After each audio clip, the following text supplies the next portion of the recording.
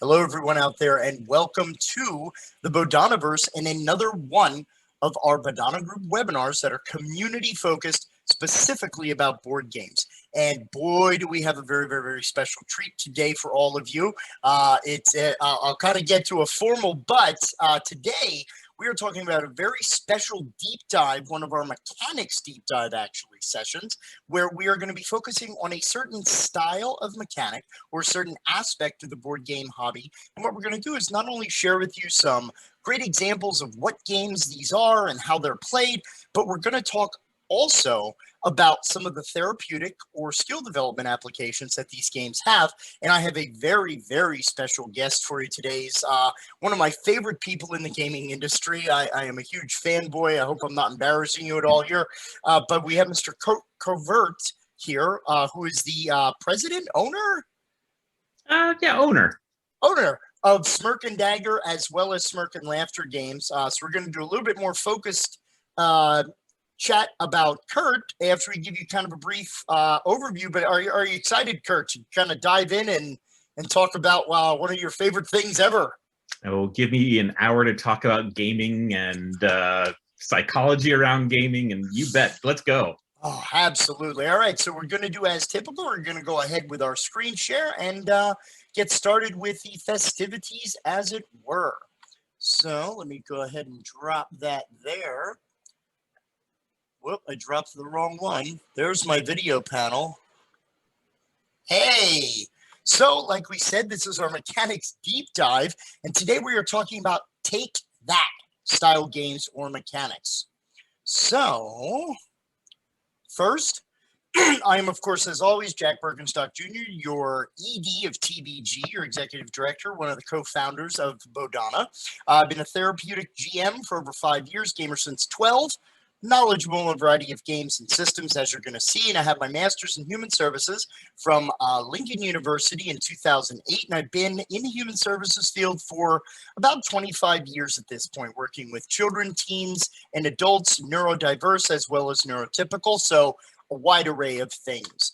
And just as a general reminder, the Bodhana Group offers a wide wealth of services. We have therapeutic or skill-built board game programs like this one that we used to run, BC, before COVID, at a local game store called 6 Feet Under Games, where we just use games, natural play, to build skills without the need to proselytize or over-therapize. Fun, that's where the learning is. We also run therapeutic RPG groups. We offer consultation and training for organizations and professionals who would like to use gaming in their programming. We also develop different resources, including your own programs. We are currently at work on a role-playing game called Branch Riders, which hopefully we'll have more info on soon. We offer webinar content like what you guys watching right now.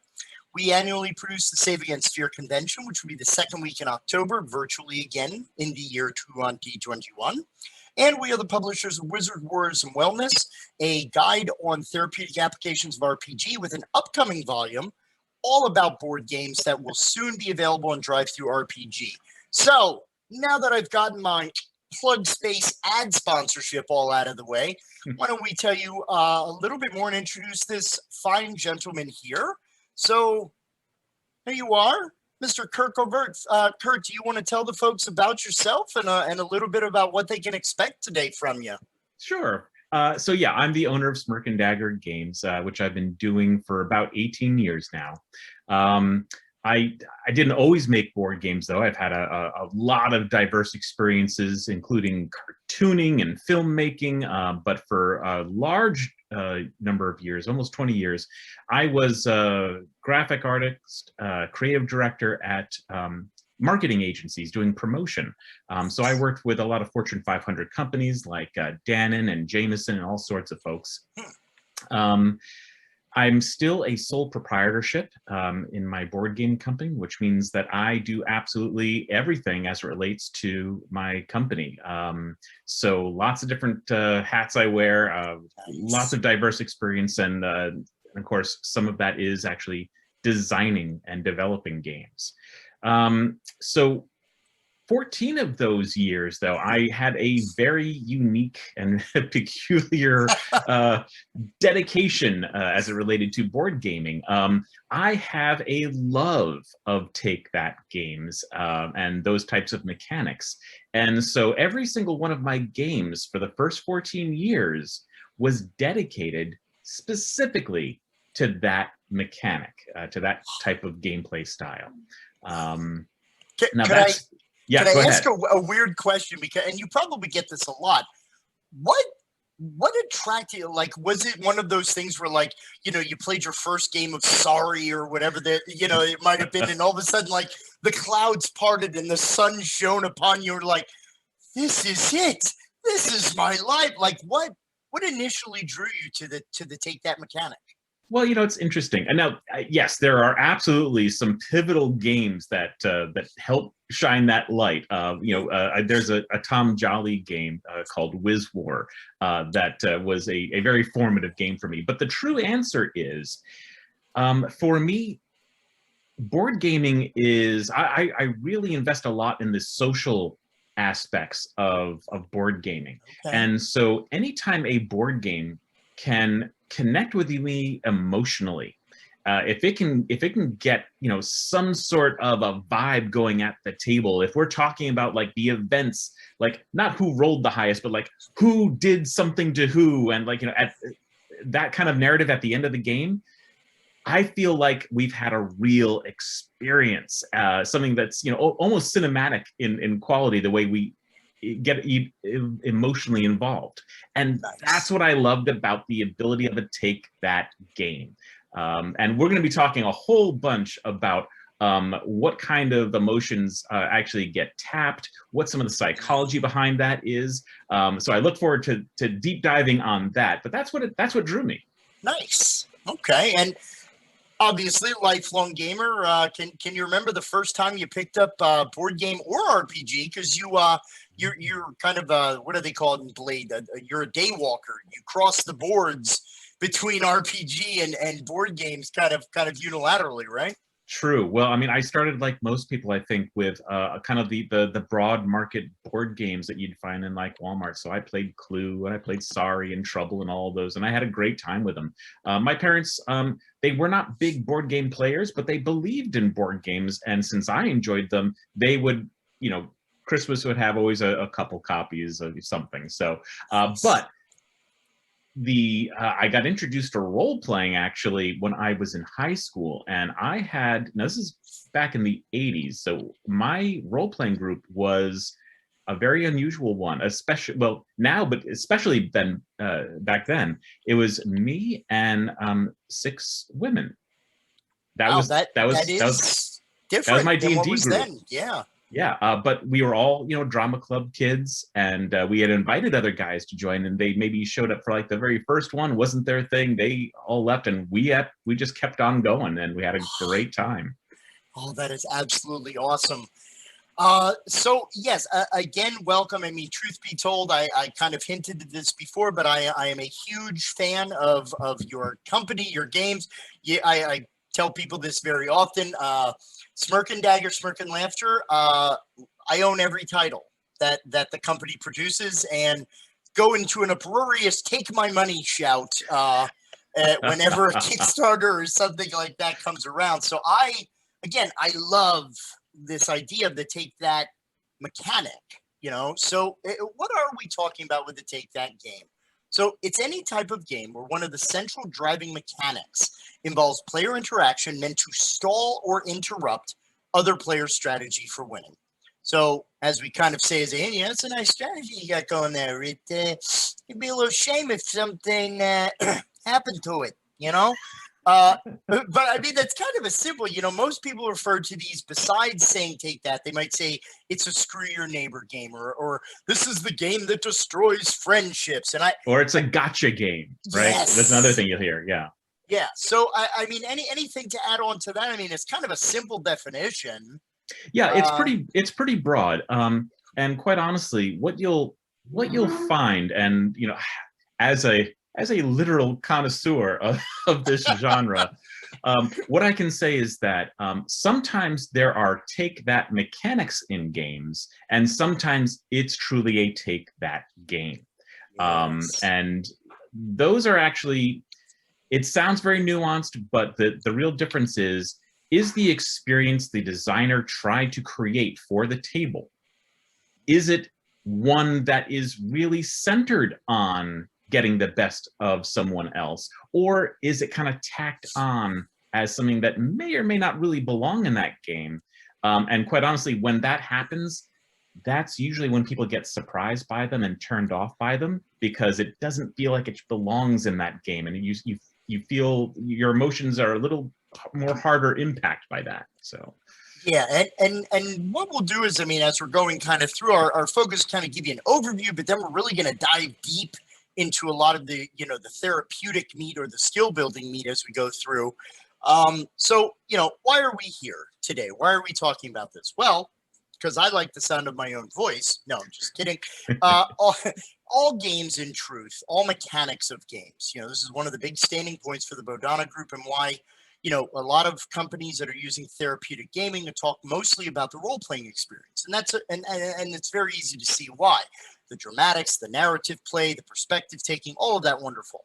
However, when we talk about board games specifically, all game mechanics at their core can be connected to some type of skill that we use in life. So it's either skill use or skill development. Remember, one of the weird things that we talk about the brain during a lot of our webinars is your brain, as wonderful as you want to give it credit for being, is actually not as great as you think it is.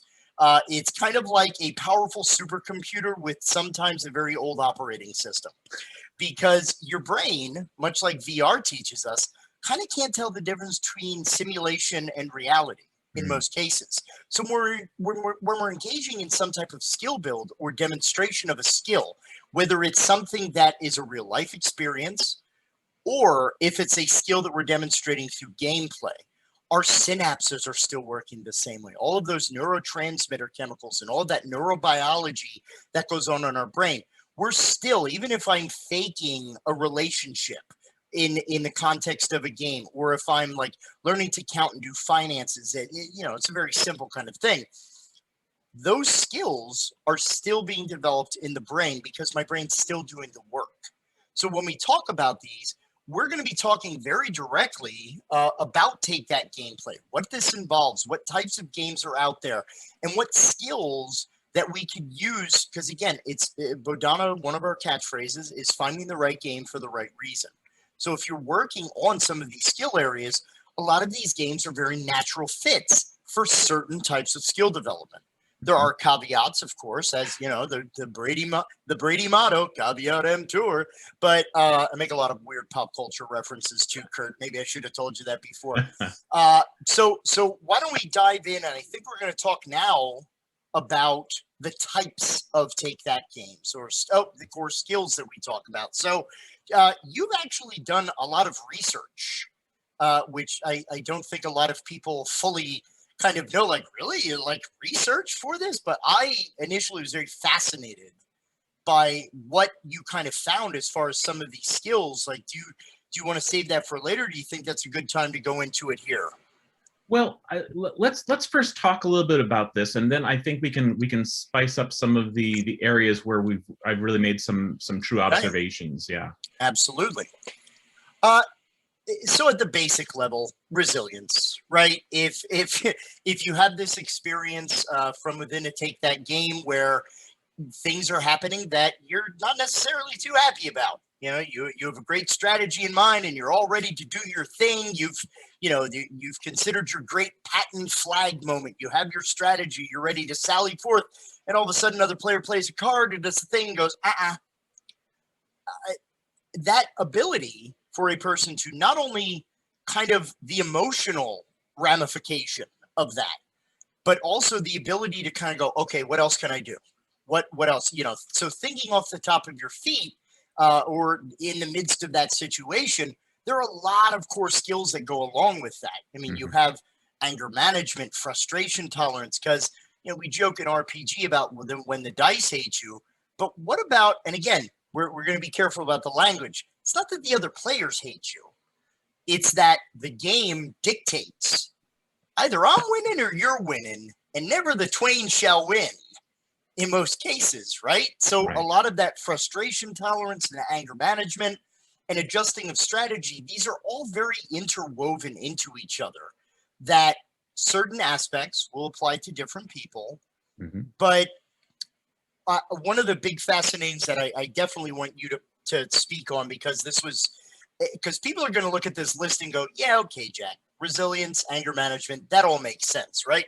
Social skills? Seriously? So do you mind talking a little bit about the social skills and the social contract as Sure. skills? Yeah, absolutely. I think the biggest thing to talk about when we're talking about a take that game versus something, for example, like a lot of Euro games or pure strategy games, they are very often puzzles, and sometimes those games feel like you're playing 4-player solitaire. You're playing the same game at the same table, but you're really not interacting necessarily in lots of meaningful ways during the game with other players. Their moves are not affecting you. In a take that game, it can feel like it's not the game or the dice or something that is beyond control, right? That's something you're working against. But in a take that game, the other player is doing something to you, and that separates those types of games. And where we start talking about social skills, understanding how we're going to react to those situations, both as someone who is enacting them and having them acted upon us. And, how are we going to deal with that? So yeah, the anger management and frustration tolerance is usually heightened in these types of games. And for some people, it's not their cup of tea because of that. But those are the things you're really going to work on, I think, more often than not, because it feels more personal, even though it's not necessarily. As you mentioned, game designers, when they're developing a take that game, are creating behavioral funnels. They're creating reward systems and punishment systems in the core of the game that are trying to get you to react in certain ways. In a take that game, you're very often offered some kind of a carrot, some kind of reward for doing something kind of bad to someone. And so you want the reward, and it feels good to get the reward, but it usually is at someone else's expense. So this is interesting. And what it requires is an understanding, a social contract. So certainly when it comes to my games, which have been dedicated to this for so long, I always make sure people understand that this is the type of game it is. These are the type of things that are going to happen. You're both going to be on the fun side of that and the unfun side of that. And it's okay. That's the game. It's not personal. It's part of the fun of the game. Now, that said, there's also catharsis listed here. And that is something that is really interesting, and I think drives something very primal in us as humans. Going to a movie, we always, many times we like to cheer the villain as much as despise the villain and want to see them eventually take the fall. It can be fun to be the bad guy.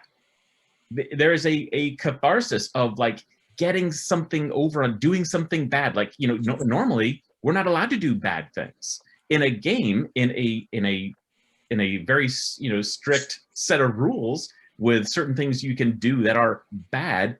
It can feel good to do that. Of course, the other part of that is, things can happen that are terrible to you. And, you're also having to experience those things. And to your point, the brain does not differentiate whether, which is why it can feel so personal. And that's the importance of the social contract, knowing that this is what we're about to do. This is what's going to happen. And we all agree, okay. this is what we're about to step into. Yep. And by the way, if we're not into that, if you don't think that's for you, you can back out. So yeah, absolutely. No, I think that it is very much.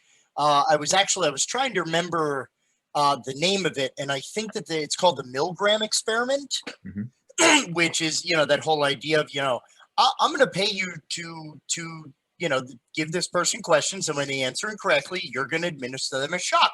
You can't see them, and and a lot of people might conceptualize this take that thing is like, oh my gosh, I'm like torturing other players, I'm doing this thing. So I really like the mention of the social contract is in no. We all know what we're here to do. We all know what's going to happen. So it's not, we're not necessarily, and I think that's an important distinction, especially when we get down to like strategies for success and the potential to run into problems in this type of presentation that part of that is really explaining what's happening, because there's a lot of up and down in this, like, but that's part of the idea of game design, isn't it? To take people and give them an experience, because that's another part of the social skill and social contract that goes even further to, and I don't know, I think there's a slide later on, but we'll make sure to touch on this because it's another thing that you definitely wax eloquent on, is the idea of these created moments. Yeah. We talk a lot about the social benefit of gaming being the fact that, board gaming, role-playing games, any of this, they are inherently social activities. So by doing this, at the very basic element, the very basic core, we are doing a thing with other people doing that thing with us, which means we are creating this indelible moment, this mark upon our memory. When I have a certain role play, again, you could test this theory in any convention, go up to any RPG and say, hey, could you tell me a story about your favorite character or a great moment at the table? And it's like SpongeBob, right? 3 hours later, and you're still like, no, but you got to understand that Wortham the cleric did blah, blah, blah. There's a power in this that creating those moments are creating connections to other people, because you don't have that same memory to a person that wasn't there. So it's bringing people closer through this experience. So, and again, I mean, some of the good take that skills as well, initiative, in our sense, we talk about risk reward, that sometimes in these kinds of games, that strategies you have, or even trying to, you have a counter spell, counter spell. So sometimes it's often like, the end of a Kurosawa film or something like, or where everybody's like pointing guns at each other, kind of. They have to go, no. It can be a very chaotic thing. So taking that risk can sometimes not pay off. And again, go ahead. Right. Well, I was going to say, and sometimes it's purely mechanical. Is it worth the dice roll risk, of fail to get the end benefit? Or socially in a take that game, and sometimes, is this where I want to potentially do something bad that might make me the focus next time? Or do I need to not make any waves right now and bide my time? So this is more of the social risk reward. And quite honestly, that is a very complex set of processes that someone has to actually go and look at. And by the way, even social cue learning, seeing where people are more on edge or not, or seeming like they sometimes people present themselves as a target, either because they look too strong or they look too weak. There's all kinds of different things that go into how we process that risk reward. Yeah. I mean, so even without we haven't even gotten into what the heck makes it take that mechanic or game, right? But this is one of the great things that always happens in these conversations about whatever skill area we're talking about. So as we're saying down here at the bottom, we're not saying only take that games or only take that mechanics build these skills. These skills are inherent in nearly all games that you play to varying degrees. It's just that when we're talking about take that games, or games with very heavy influence of take that mechanics, you're going to be working on almost like your engine's firing on almost all of these pistons. And if that's inaccurate, I know nothing about engines. Just wanted to say that as well. So speaking of that, how a Take That game typically would work. So these are just aspects, of course, to these games, and we'll talk about, very basic applications. Typically, these are competitive games. Some may incorporate teamwork, but we'll talk about that as well, a different type of contract that is made. And the strategy is not just to win, but in some cases to stop others from winning, because you may have shared goals. There may be end victory points or prestige points in certain examples that we may talk about. So that player may have more prestige than you at the end of the game. You have to take them out, because at the end game, they're going to beat you if they're still alive. So a lot of win and lose conditions, but some of the things that go along with a Take That game are things like blocking a move, forcing people to discard cards, removing or stealing resources, losing a turn, and emotional rewards and upheavals. I put 14 years behind that too, definitely, because I know you, again, talking a lot about that emotional interplay and that journey. Did you want to go into more detail? Basically, and again, I think I said this at the outset, this is one of the reasons why I truly love Take That gotcha style games, because people feel more connected, more immersed in a game when you're not only connecting people from a mental logic point of view, but also through their emotions. And this style game absolutely connects on an emotional level. So you ride an emotional roller coaster, and the designer has built it so that there are highs and lows based on the reward systems. They're in the game. You are going to experience them. And it might be different people at different times, but everyone is going to share that ride. And I find that to be really engaging. And I love to see how people work together, don't work together, interact. It's to me, it's a little lab experiment every time we sit down to play a game. But the results are predictable, and that's because the game has put in those mechanics, those reward systems, those punishment systems that are going to elicit a very predictive model. Yeah. So is it almost like an algorithm of get 'em? Like, because I'm interested, and again, we have so many great slides, but just a question, like, so from a design standpoint, how intense is that process to design with these things in mind, like creating that emotional reward or upheaval and creating mechanics and currency and rules interchange? Like, it almost sounds like there's, normally with the game, you got to talk about balance of, how many cards you have and what they do. It seems like there's an added layer of complexity with the psychological piece of this style of game design. I would say that the interesting part of it is that it's extremely intuitive. If you have built the game to, here's how you're going to win, here's how you're going to lose, you're starting to seed in these things. As you start testing it, playing it with people, you will see how they react. And very often you're feeling your way through those things. Now, having done it for a long time, I happen to know, like, if I'm going to have a way for people to steal resources, that is going to be something that I can dial up or down in the reward and punishment to make that feel even more dramatic. But until we get it to the table and see, does it feel like an annoyance? Does it feel like a major betrayal? Like, how that all works is very often you feel your way through it. Okay. Yeah. All right. No, it's just another thing that's always fascinated me for years is, like, game design. And with this being a very unique mechanic, It's very, very fascinating.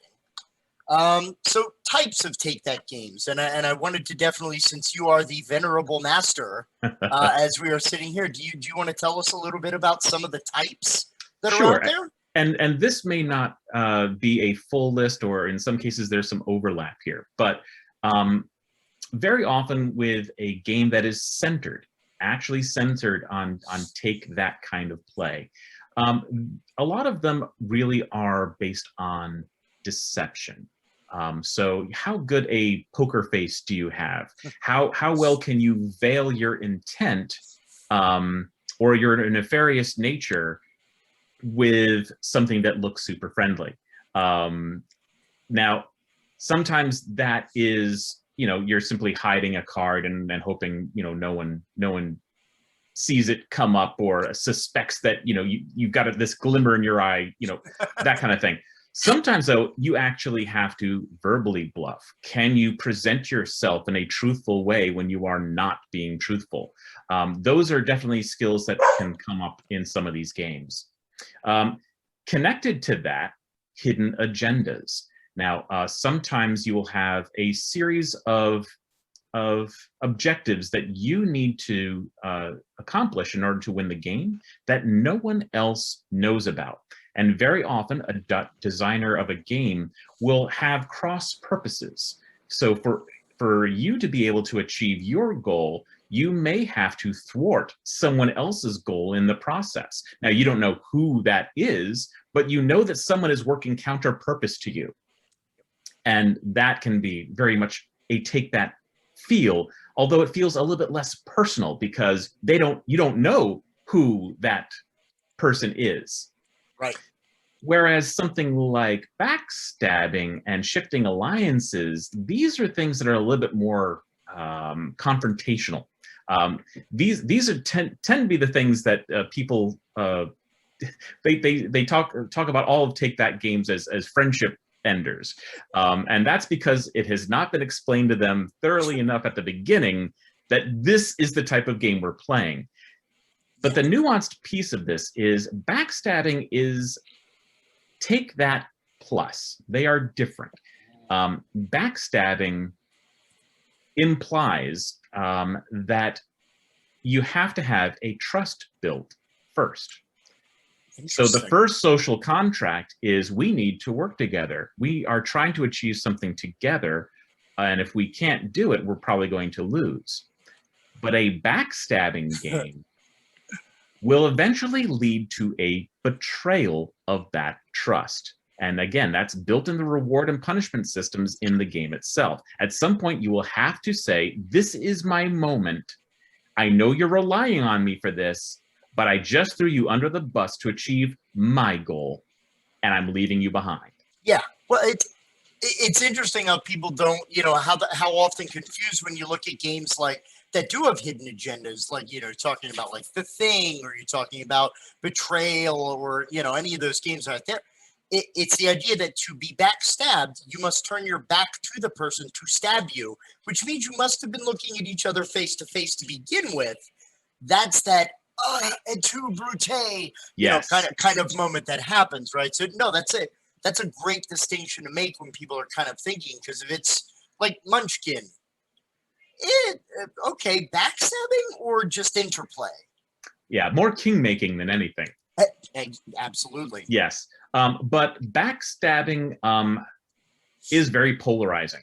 Let's make no bones about it. A game that focuses on that, if that social contract isn't well established, well understood, or well tolerated by the audience that you are playing with, it can lead to some very hard feelings. And that's because, again, the brain does not distinguish and it feels very personal. Yeah. But if you are prepared for that, if you know, yes, this is going to be really fun when I do it, but I know that it will also happen to me, so I have to be okay with that when it happens. Yep. That's the social contract, and therefore that's how you can actually manage through those feelings. And quite honestly, to expose people to those feelings, have them happen in a safe environment where the rules that govern that are known. Yeah. And I think that is the real therapeutic benefit of utilizing these games, because they feel the same. You have to use the same skills, Yep. but it is controlled. Well, and it even correlates a lot when we talk about, more direct, very direct therapeutic connection. A lot of core aspects of like cognitive behavioral therapy or exposure therapy for things like anxiety or social anxiety, literally do involve, I'm going to crank you up to 20, but then we're going to work at bringing you back down to 1. So this exposure to these elements, you're completely right, within a controlled setting, the controlled environment of the game, again, you're still getting that frustrated. You're not, I don't care how calm you are. I don't care how reserved, or, you may be the Dalai Lama, but it's still, you're going to still have that little, when that moment in that game happens, because it's a natural visceral reaction. Yeah. That of what you're having. So you're getting people used to that. It's very natural. It's okay to get that. But again, that social contract, I have a feeling that's going to come up a lot in this conversation.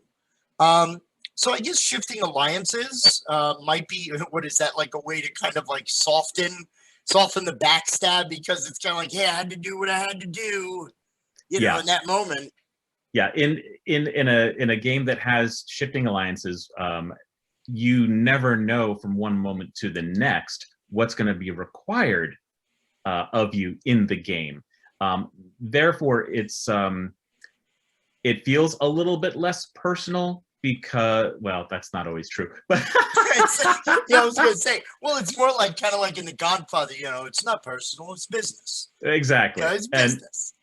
But the machinations are more easily understood, more visible on the surface, I guess. Yeah. It makes more sense if you're like, well, clearly I had to go with this guy because, they got what I need this round, so I'm sorry about that, as opposed to backstabbing. It's like, so there is that kind of going on. And again, like you said, Curt, there's a lot of different crossovers. I mean, people are probably already thinking of different games like, Ultimate Werewolf, or, there's a ton of different games that use these. However, as we're going to kind of get a little deeper into here, we talked a little about some of the skills. We just kind of put this up here to talk about a couple of more specific ones that kind of come through. That piece of emotional management is very apparent.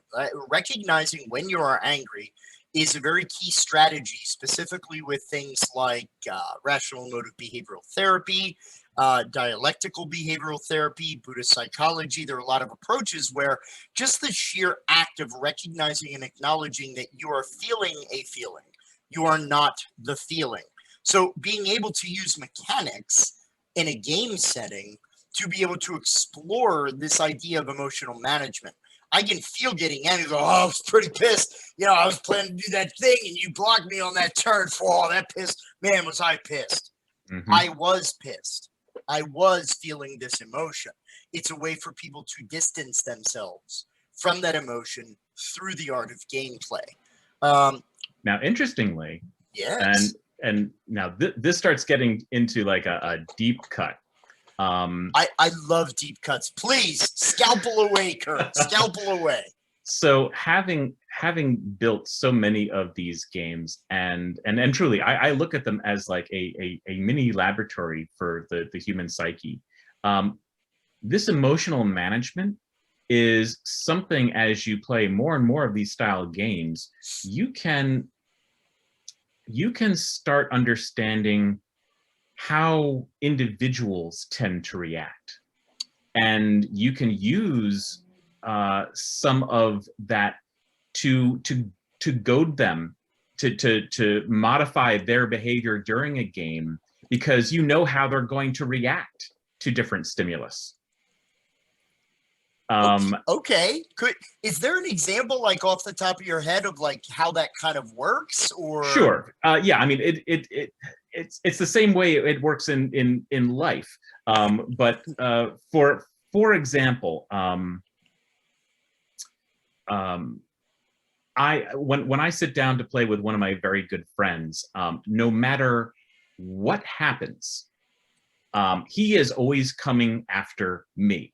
And in a hidden trader game, every single person at the table, because I specialize in this thing, always assume that I am the trader, and they always have it out for me. Now, I could feel pretty bad about that, and I'm like, okay, well, I'm not in this case, but I can now use people's expectations, and I can now alter conversations at the table. Oh. So if you think I'm the bad person, and you are emotionally invested in seeing me go down, I can now use that to help someone else go down by implicating or feeling like they're aligned to me. I can align to someone and help bring them down. So there's some very subtle interpersonal things that happen at the table when you involve people's emotions. Well, it is one of those things that, I mean, talking through, because we've covered a couple of these points. I mean, definitely, because I definitely want to get to the friendships piece. Strategic thinking is very natural. When you're talking about a game like this, a lot of that game will require, I mean, just as you said, Curt, the economy, the currency, the flow, the exchange is all part of it. So, talking about if it's a resource management game, any kind of advanced planning of, well, how can I do this or accomplish this goal? Mm-hmm. Even further, how can I block another player without hurting myself? That's a lot of strategy. Yes. That I think, because of the nature of Take That games being so, oh boy, what just happened? Like, you're constantly needing to shift that strategy, sometimes turn by turn, not even round by round. Yeah. Because, by the time it gets back to you, you're looking at a card of worthless now, because everything that you wanted to do has now been stymied. Right. Or maybe you're forced to discard down. So you're like, well, that was a great turn. I'll go ahead and draw back up to 5 or whatever, and we'll just move on here. But I think going along with that, when you're talking about different aspects of negotiation and that whole idea of using that drama around the table, kind of pulling people in to this little web of intrigue, right? But you said it. You to do a backstab or to truthfully take advantage of that situation, you gotta be a little bit of a mover, a little bit of a shaker, wheel and deal, right? You gotta kind of get people in to get what you need while balancing that competition. We'll talk about this game as a good example, but Cutthroat Caverns, which was literally my introduction to Smirk and Dagger games, I could not get over the very simple core conceit of the game that is, we're going in together, but we are not making it out together. and just that whole idea of, and I don't know if this is like a very strong concept within this, the twist. Or there's a moment where, holy crow, if I don't start taking out these other heroes or blocking, I'm not making it out alive. Right. Because the unique facet of that game is you start the game at a difficulty level requisite to the number of people going into the dungeon or the caverns together. So if you start with 6 and you kill everybody off in like round 2 of 9, you're not making good luck. Because those but that's, I think, part of the brilliance of again, a lot of this design is there's an inherent need to keep people along as long as you can. So you need their help. You need their help. So that cooperation is so surface that I need you now, but I'm not going to need you later. And that, so again, just from the basic narrative that is constructed, right? Which I wanted to definitely feed that into the idea of building friendships and narratives. Because again, that's one of those ideas that you really speak very well upon. Because metagaming, most people are like, wait a minute, metagaming is not a positive thing. That ruins the game experience. Aha, not so fast. It does not, right? So can you speak a little on that idea of like building narratives and the metagaming aspect? Yeah. So I think one of the things that happens, again, more so when you have a game that is emotionally involving, like a Take That game can be. When you leave the table, you are not talking about how well I rolled the dice. You're not talking about you know, the mechanics of the game, or even necessarily the winning or losing of the game. You were talking about what people did, what their characters did to you, what I could have done if it weren't for what you did. That, you know, they start really talking about these as narratives away from the table, and the emotions they connect to how they felt about that thing creates the meta game, where they will take that relationship, those feelings, and they will sit down, and it's almost like it's part 2 of game 1.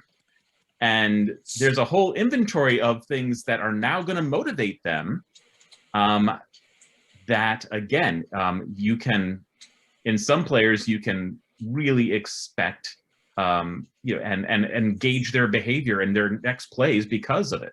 Now, I think what's interesting about it being friend building and friend ruining is, again, it's that expectation that you came into. You know, so when I play with my friends, obviously we are in it to just destroy each other and laugh all the way to the end, and well after weeks from now. Oh yeah.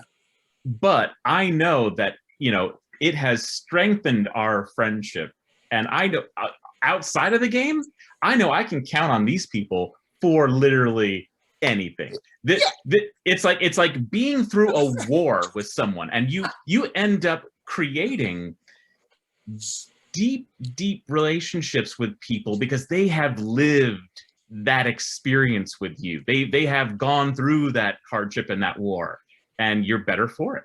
Yeah, it's just, I mean, again, if anyone ever goes to, you know, conventions and sees the Smirk and Dagger area, just so much glee that is like, seriously, like watching my first game demoed of Menace Among Us, like I'm just looking around and people are just saying, no, and they're like laughing. I'm like, what just happened? You're like, oh, he got shot in prison. I was like, what? What just happened? Like, what's going on? He's like, he killed me. He totally screwed me, and I died.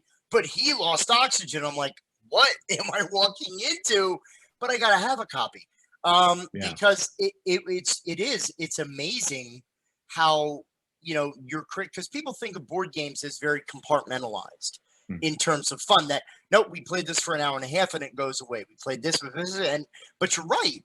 Those, you know, the people that I've introduced to, and again, I'm obviously specializing a lot of the games for, you know, multiple reasons, but that act of, you know, when someone goes and they pick up that it's time to take a vote gun, and people are like, oh, dude, when you did that, like, it was, whoa, you know, these moments that then people are still talking about months after playing this game.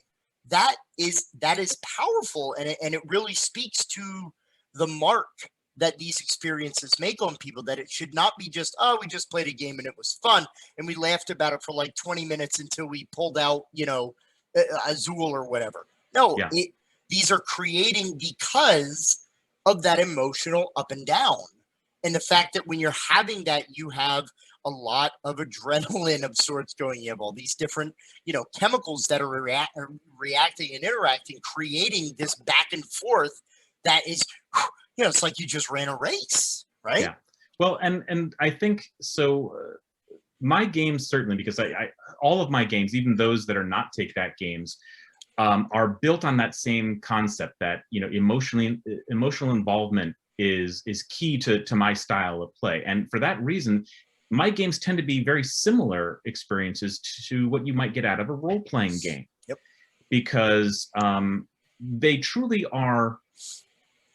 It's like it's the substrate on which you convey the emotional fun, right? Yes. You know, like, you know, taco chips are just to get the salsa in your mouth, right? No, my that's board a great games, analogy. I like that. My board games are the thing that gets you to the heightened social ups and downs that I want you to have at the table, whether you're saving sea life or whether you are, you know, trying to escape a dungeon by yourself. Like, all of those things, they are deeply tied to the emotional experience, the cinematic quality experience that I want you to have, that I built into the game for you to have. Different than, you know, some very, like chess. Now, chess is, I love chess. It is a pure abstract. It's an amazing one-on-one mental struggle. There's emotionality to that game as well, but it's one that you experience largely here. Yeah. And my games, I like you to experience mostly here. And I think that's true of role-playing games too. Yeah, absolutely. I mean, because chess, I mean, you talked about it before, you know, we have mechanics that are, you know, just mechanics. They don't capture as much as when you have things that are involving a narrative. There is not a narrative flow. There's a story told through chess, obviously, but it's just the story of the movement of the pieces in the game. It's actually the narrative of the two combatants. Oh, yes. In the end, that's really what it comes down to, which is why Queen's Gambit is a great story. But yes, in any case. Yeah. And I mean, the last 2 points of reciprocity is one of those, you know, basic natures of, if you can give it, you're going to get it as well, you know, and with that building of skills, we are talking about in a weird kind of subverted or covert way of doing it. Sorry. It's bound to happen. Reciprocity is this whole idea of helping. In a way, we're teaching consequences, and we're teaching the fact that, you know, let's look back at emotional management, and specifically anger management. You know, this idea of lashing out or, you know, causing quote unquote harm to another person. What you're doing to this other player can, and often in most games, especially depending on their design, will happen to you. Especially if there's very limited currency or different, you know, styles of mechanics of what you can do in a game. Sometimes it's very cut and dry that this is just a back and forth kind of a deal, right? Yeah. But that nature of learning to accept that, well, if I'm doing this, it's perspective taking, it's empathy in a very different way of approach, because it's the, oh, that's what that felt like when I was getting to do this game. So reciprocity, another one of those things that I think is very uniquely suited to the take that mechanic or the take that game. And that, yeah, you have like different things like, oh, you stole the card I wanted in Terraforming Mars, or, you know, you took that bird I wanted in Wingspan or something like that.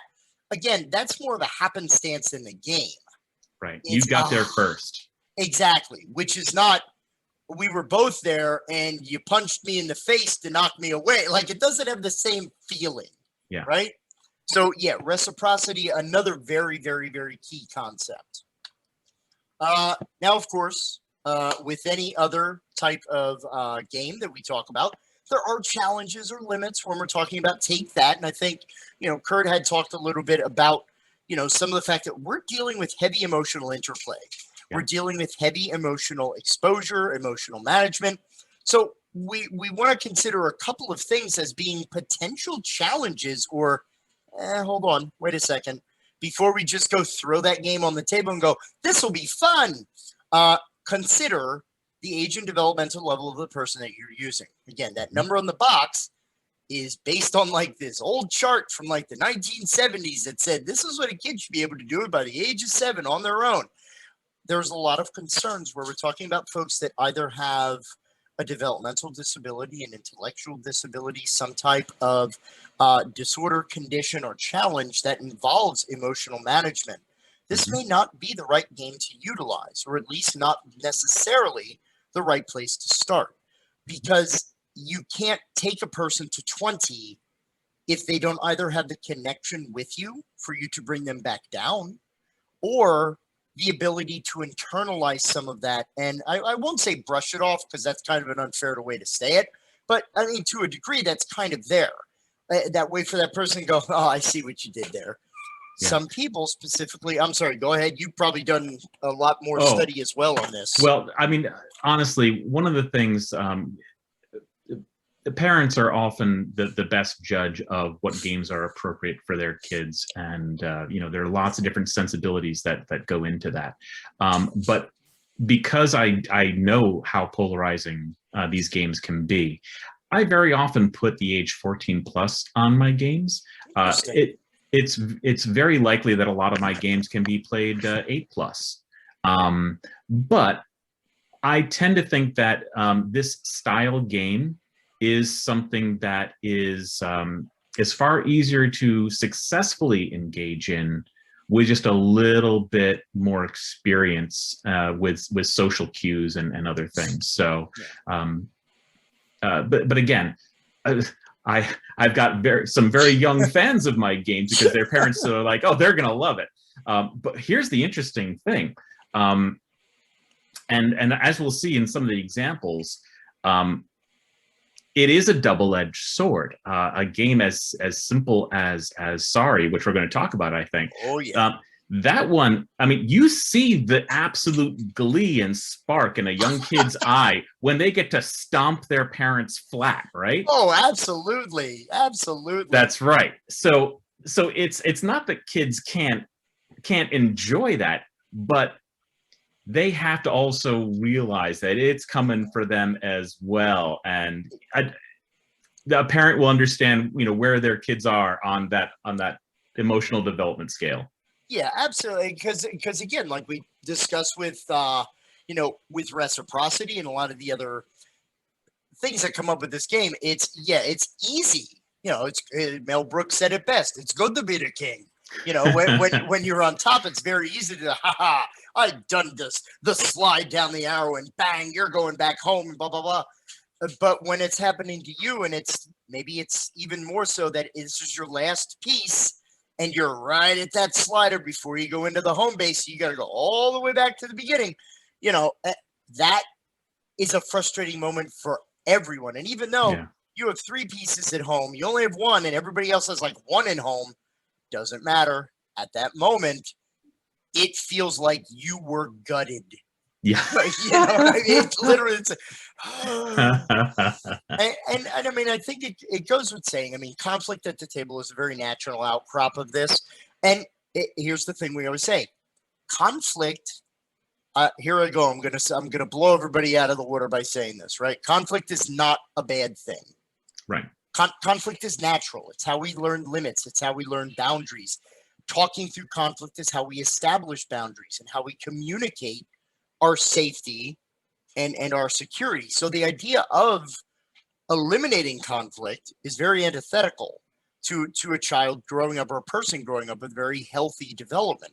You need conflict to learn how to handle whether it's adversity or anything of that sort.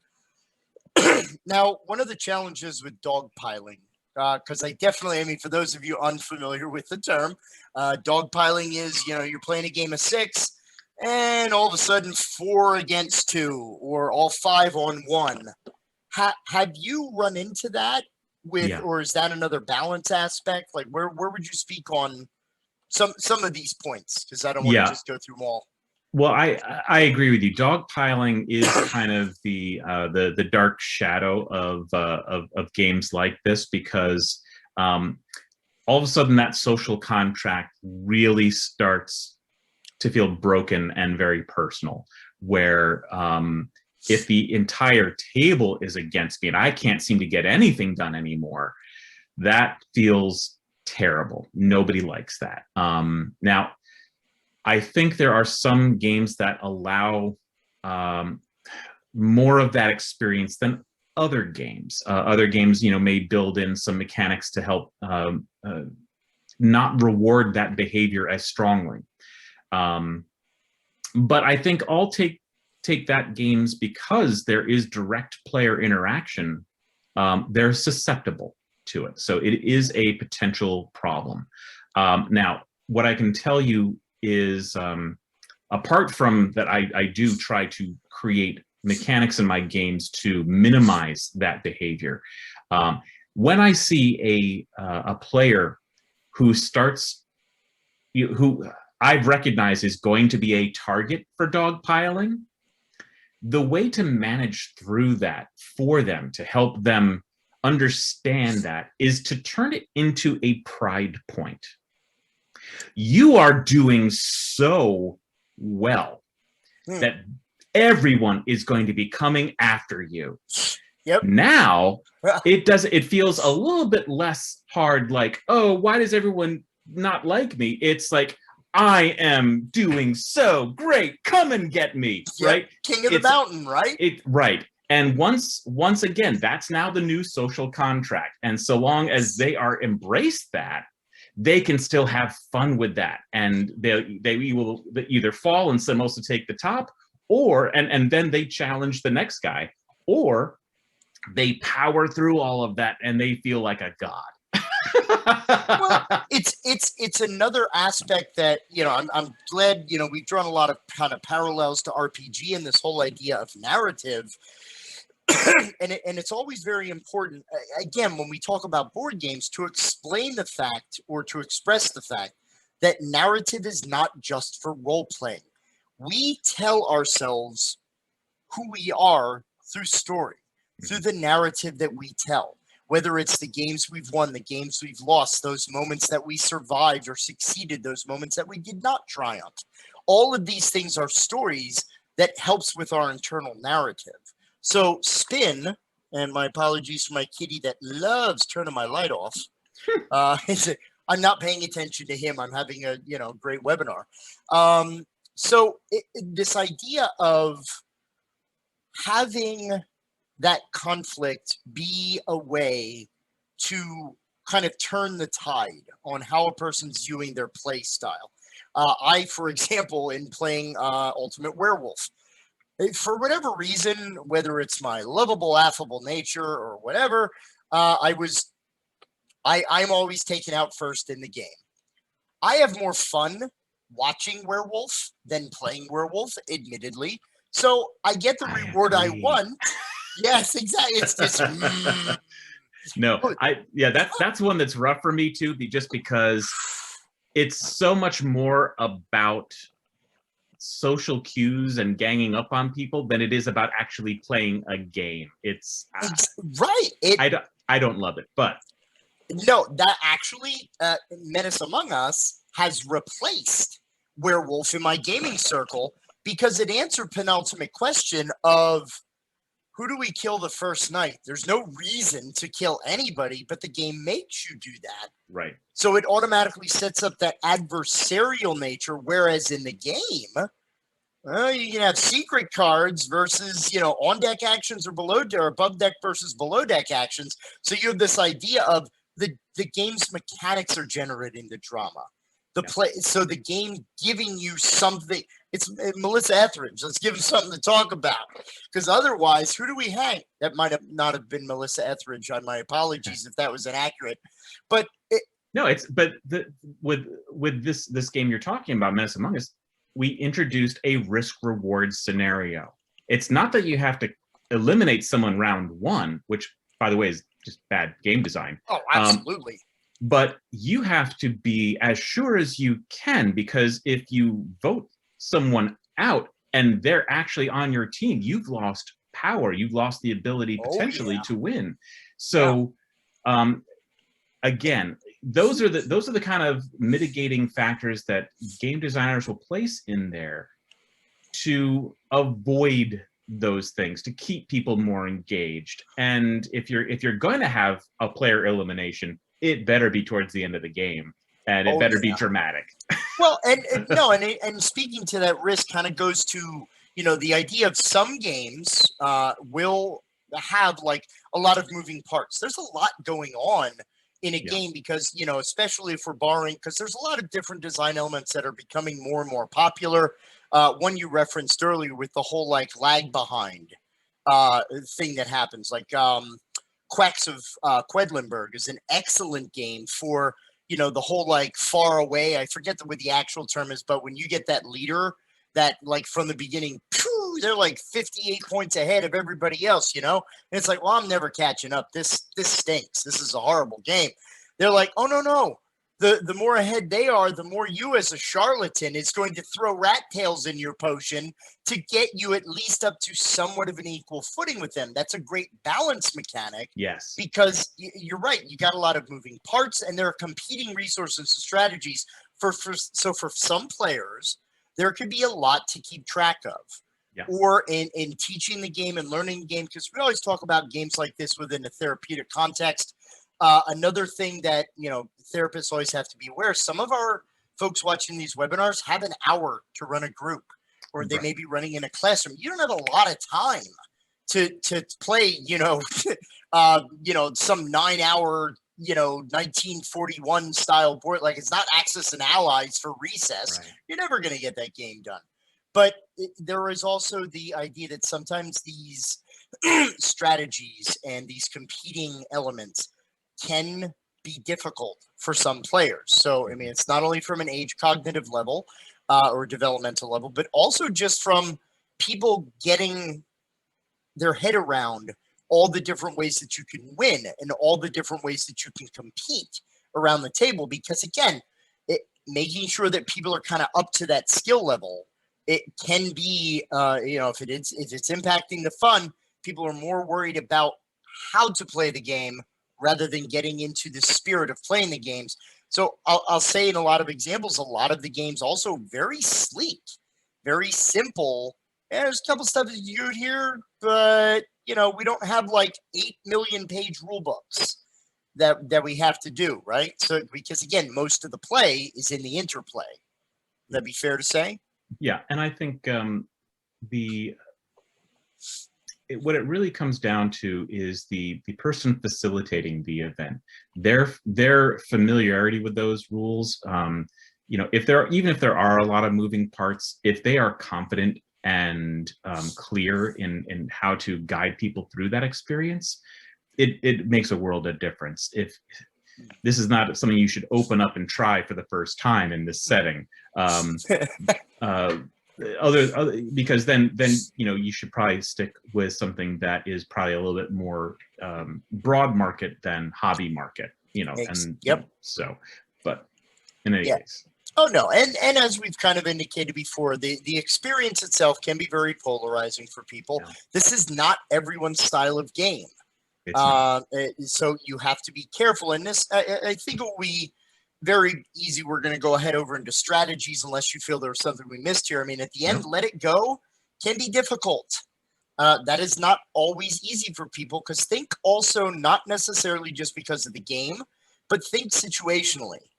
I may not be in the mood for this style of game after a day where I had to stay 4 hours late from work and take a whole bunch of beep from my boss.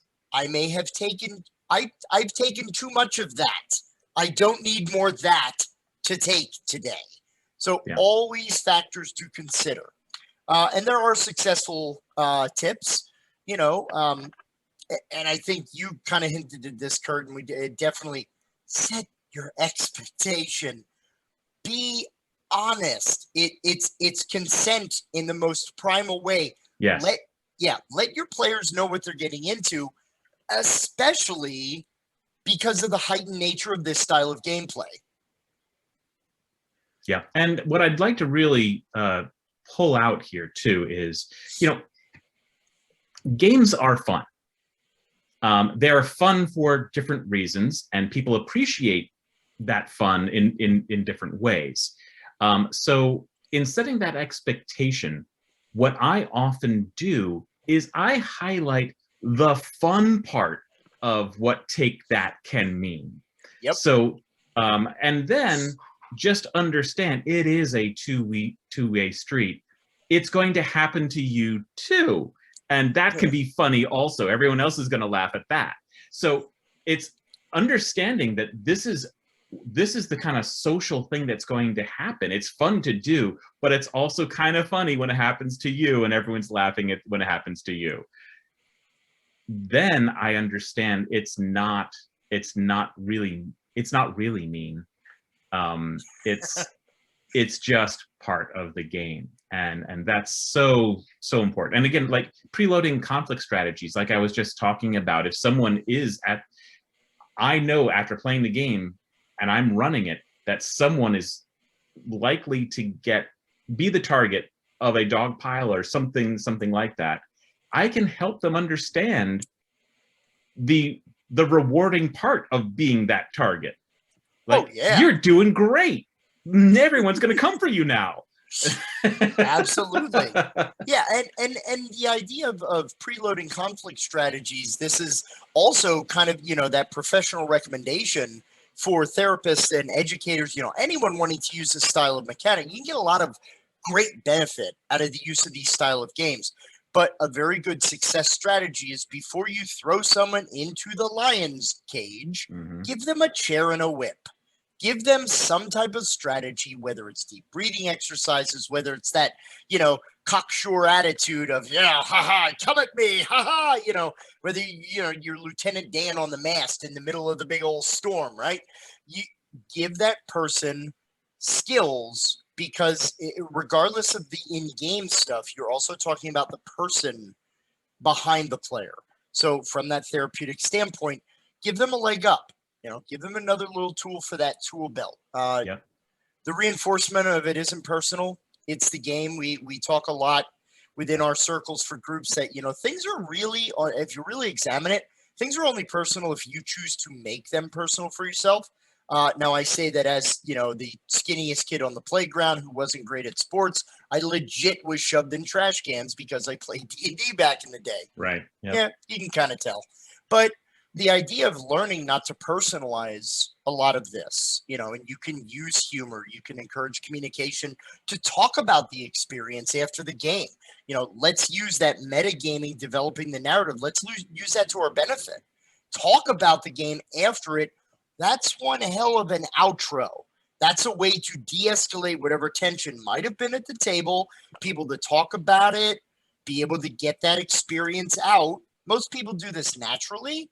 But it's a very important aspect, especially if we're going to be having an experience that might generate tension. Yeah. You want to go ahead. I was going to say the other thing that that I really recommend, and something that I have always done when I teach this style of game, is that I use humor and I also model. I do a lot of modeling at the table to really help set the expectations. Even if I'm describing a rule of something that might happen, I'm smiling and I will laugh about something terrible that might happen to me. So I'm already setting the fact that something bad is going to happen to me, and that's funny, right? Because then I get to maybe do it to them, right? So it's all of that is how you present all of these things, and it colors the perception of how we should experience it. Yeah, and as we've said, give the person the option to opt out. Yeah. That don't force. I can't believe in 2021, after everything we've been learning, that we still have to really put like a boom, boom, boom kind of rubber stamp over and over again on it. But it may not, you don't want the game experience to be a negative experience, right, in any way, shape, or form. The person may want to watch, let them opt out and just sit and watch the game. Yeah. I've had that happen where people like, I hate social deduction games. I hate social deduction game. And in my mind, I'm like, but Menace Among Us isn't technically real. Like, it's kind of not social deduction. But I'm like, okay, well, hey, why don't do you mind if we play? Like, are you okay? Or did you want us to choose a different game? What do you think? The person sat and watched and was like, oh, when's this game over? I want to jump in on this. Because they see us laughing. They see us having a great time in that, and space it out. You don't have to run a Take That game every week at a group, or, I mean, unless it's your flavor and you really love the taste of it, then by all means. But if folks are having difficulty, space it out. Yeah. That's definitely an option. Anything before we go over our brief litany of good games that kind of represent the genre, if you will? No, I think that's really kind of encapsulated everything nicely. All right. We're doing good, Curt. We're doing good. So as we had kind of said, Sorry is the classic intro game. I don't know many people who have not played Sorry. But as you can see on the board, basically you want to get your 4 pawns, player tokens home. It is cards. There is an option of a hand of 5 rule. The normal standard game is you literally draw off the top and you play whatever the card says. It could be 11 spaces, 12 spaces, switch places with another player. There is a lot of unintentional because that's the interesting thing about Sorry, is these are somewhat randomized under the general nature of the rules. Now, when you get a number of spaces, you can choose, well, I'm going to split it up between this pawn and this pawn, so you can make that decision of actively screwing someone over, as it were. But I actually like, and I read this online when I was checking out the rules, that there is an alternate hand of 5 rule that you can play. I guess it's kind of Sorry advanced for those who don't have quite enough anger at their table. But where you draw up to a hand of 5 at the end of your turn, so you now have choices. Right. Which adds another element. And I just kind of say it's possible started the hashtag Sorry Not Sorry. I'm not sure. I can't validate that, but it's very likely. It's a classic. A lot of folks have played it. It's also a great kid intro to this style. So, yeah. I would say that Sorry and Trouble are probably every family's first entree into the take that style of gaming. Yep. Absolutely. Though I would say they're really take that mechanics rather than it being a take that game per se. Absolutely. Yeah. So we're going to go to a Smirk and Dagger library that I cannot wait to hear you tell us about. Dead Last, Curt. Tell us about this wonderful. All right. Well, so this is interesting. Now, this is almost similar to something like Werewolf, which we've just talked about how, that doesn't necessarily feel great all the time. But this one is not social deduction. We've actually dubbed it social collusion. And that's because players are conspiring each round on who they're going to knock out of the round next. Now, what makes that fun is that you are largely using hidden communication, because if you let your intended target know that they are the target, they're going to defend themselves, and instead they're probably going to take you out. So in order to do that, you might be like signaling someone like, the black player by you're or because nice. I'm highlighting the color clothing, or I might just kind of like this kind of thing, or lots of the guy with the beard. Oh right, yeah. I mean, lots of subtle language, or sometimes it doesn't even matter. If you want to get up, go around the table, whisper in someone's ear, it's completely legal. If you want to text someone, legal. It doesn't matter how you do it. Oh, that's awesome.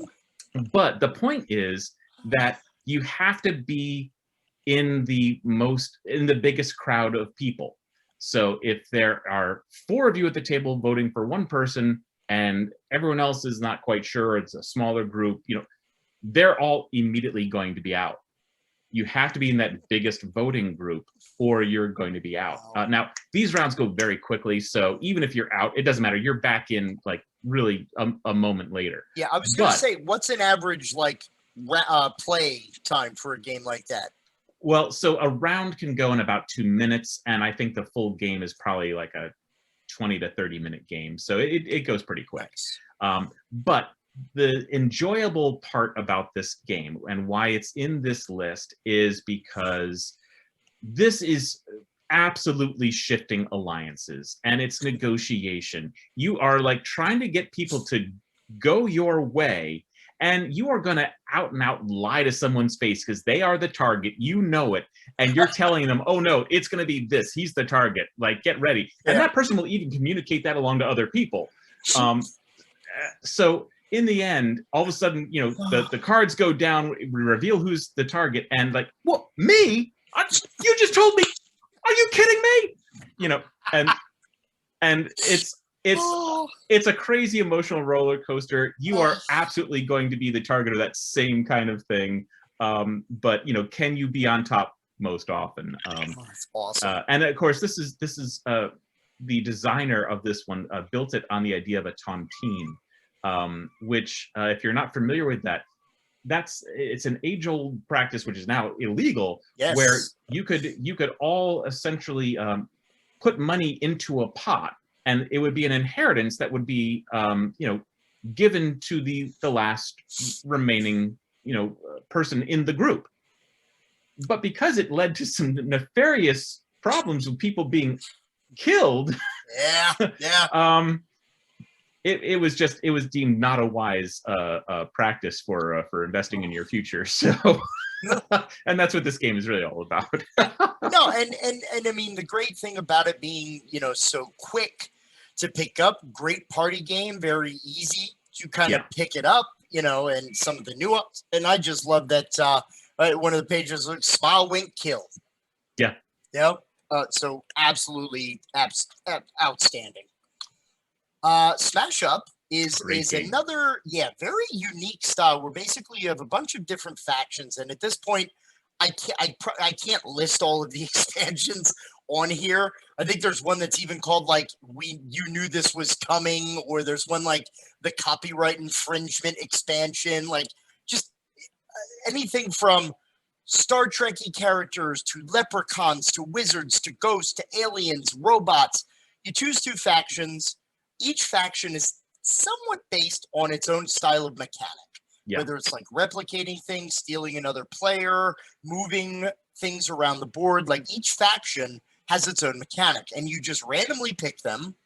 Then you shuffle them together. So now you have a smash up of 2 different armies, if you will. Right. So the zombies help you get cards out of your discard pile and back in your hand. Yes. Where the wizards are drawing all the cards I can possibly draw, and that kind of thing. Yeah. Yeah, it's a great game.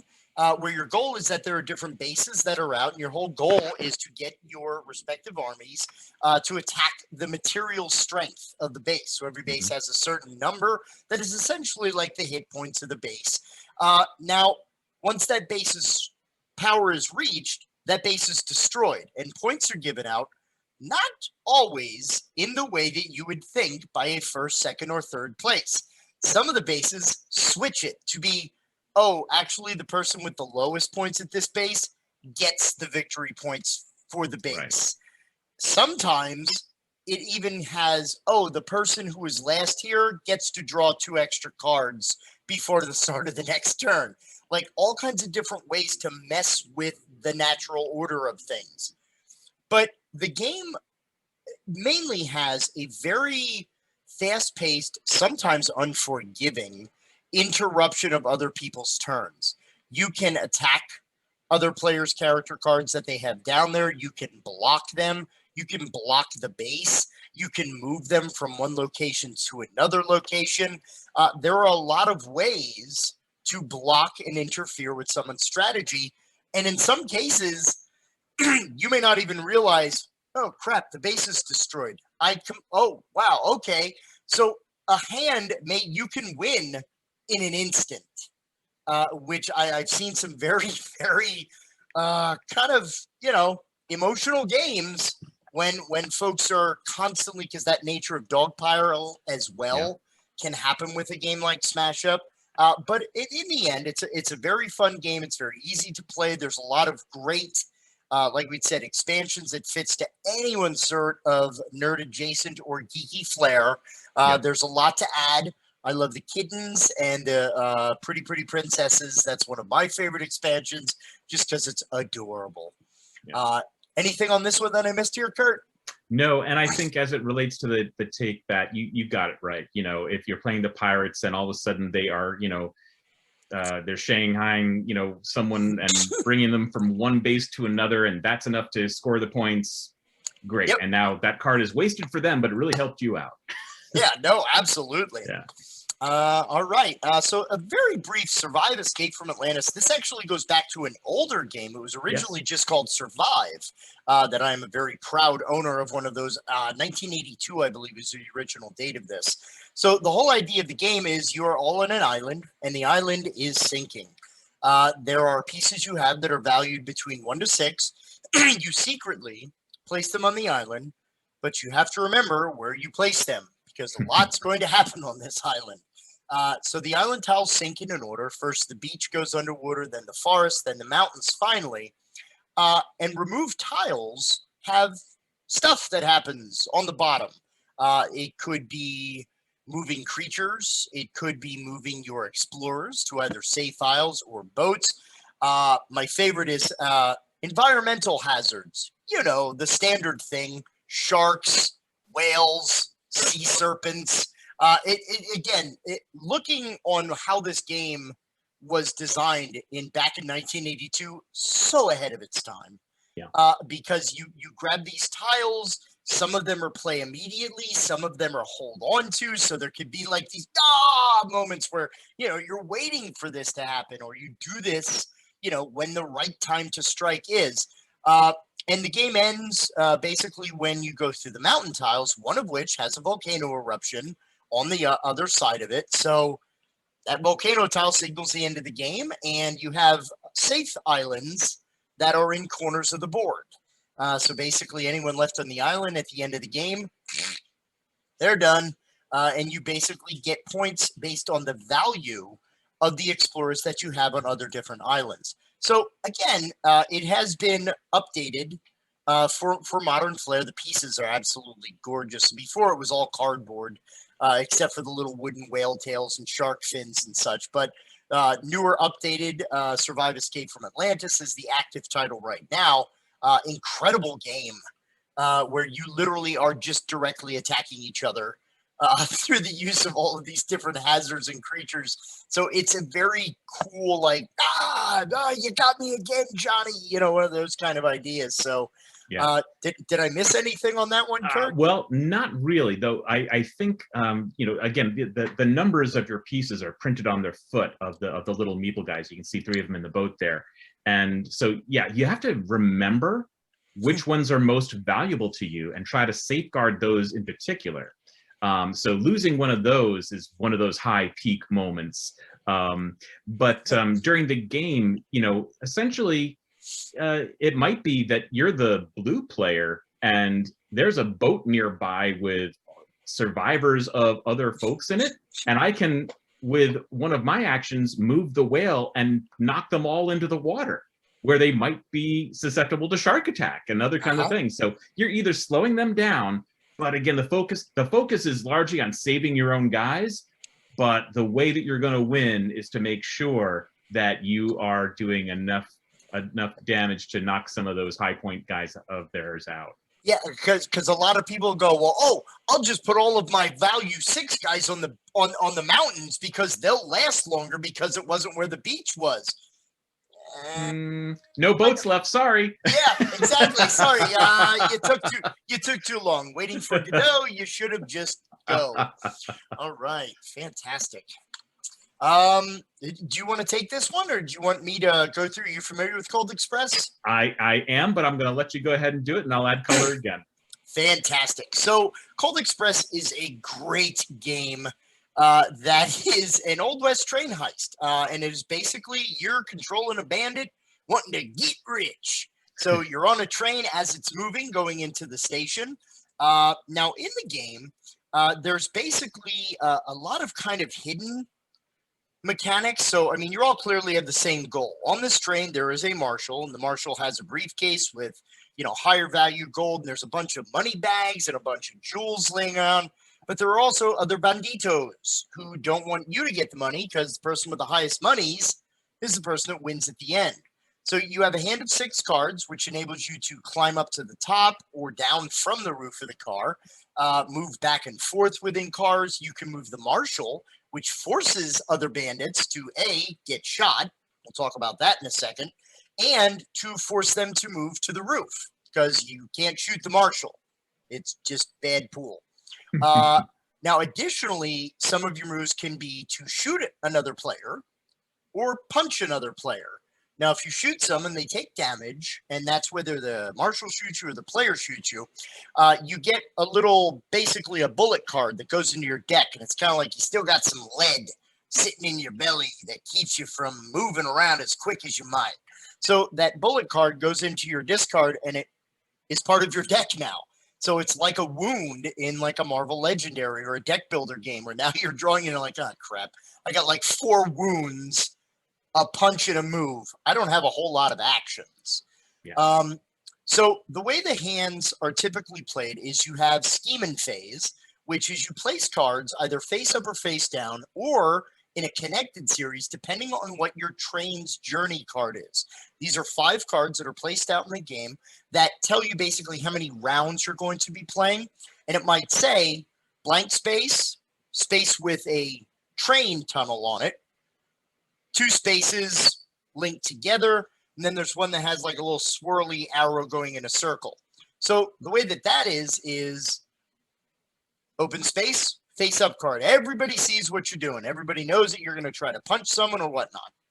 Face down is the tunnel. So I put my card face down. No one knows what I'm doing. But you also don't know who anybody else's actions are either. And then others is you put 2 cards down together. Now, the interesting part is the Schemin Phase, where now you take that whole big deck of uh-oh, and you flip it, and you play the order it was laid in. So now this action movie unfolds, and you may have planned on shooting this player and stealing the gold or punching them in the next car with a sheriff or marshal will shoot them and send them up to the roof. But they already climbed out. So by the time you go to shoot or punch, oh crap, they're not there anymore. Yeah. And the chaos just extends. As you know, it's definitely a game that I recommend is more fun with more players. Yes. Because you have more chaos and more quote unquote nuttiness that happens. But it is also an adorable game with a ton of great expansions. My favorite is the Time Machine expansion, or the DeLorean. I'm not even kidding here, where there is an actual expansion you can get, which is a DeLorean made of cardboard that goes in front of the train. That is part of the movable set. And it is literally real meeples that you move from side to side, and it comes on this wonderful, pretty little cardboard train. So yeah, Cold Express, you're gumming up people's hands, you're blocking people's moves, you're stealing resources from other people. And it's pretty much the essential of the game. So it's a very nice take that game that is also very thematic. So again, excellent game. Any color commentary or ad there, Curt? Yeah. So what's going to really attract players to this game is that, as you can see from the photo, it has a very toyetic quality. You construct a 3D physical train. Your characters are going to be moving from car to car on top of the roofs. So you can actually picture the movie of these characters moving through, and you can plot where you want to go and what you're trying to pick up based on the current situation. But again, it might not be there when you arrive. Yeah. This is a take that game where, because some of the information is hidden, sometimes it just feels like a missed opportunity that didn't go the way you wanted it to, rather than someone necessarily doing you wrong. That does happen, but I'd say it's balanced with sometimes the pieces just didn't align the way you thought they would. So this is actually, this is not like a backstabbing game. This has just got a rich narrative with a lot of fun twists of events and a little bit of take back to it. Yeah, absolutely. Yeah, and an absolute ton of fun. They have Marshals and Prisoners expansion. They have a horseback, so they actually add horses to the experience as well. Like, there's a ton of great expansions for this game. So definitely one you want to pick up for, at least for my money, for your library. Cash and Guns. This is a very fun one that I saw on a lot of different sites. That these are Tarantino-esque gunfights. Your gangsters that are basically splitting loot. Pot of cash is laid out, and players load their guns, quote unquote, with cards. You have 8 total cards that you can use throughout. And you have a bang, bang, bang, click, click cards. So you basically count 3, 2, 1, aim your gun. And at this point, the player has the option to chicken out. Now, the problem is if you chicken out, you get a token. You're safe from getting injured, which means you don't get a Band-Aid or a bandage, which is one of the ways if you get wounded that you could be knocked out of the game with this progressive pot. But at the end, you subtract cash for the amount of chicken out tokens. And it's actually, there is a Cash and Guns, which is typically table based. There is also Cash and Guns Live, which is actually played like in a small room play space, where you're actually like getting up around the room and you can like go behind obstacles. And there's also grenades and like, you know, there's a ton of different adjustments. There's even expansion that has like swords and shuriken. So there's a lot of great option to it, but it's one of these that is kind of, you don't know where the gun's coming from.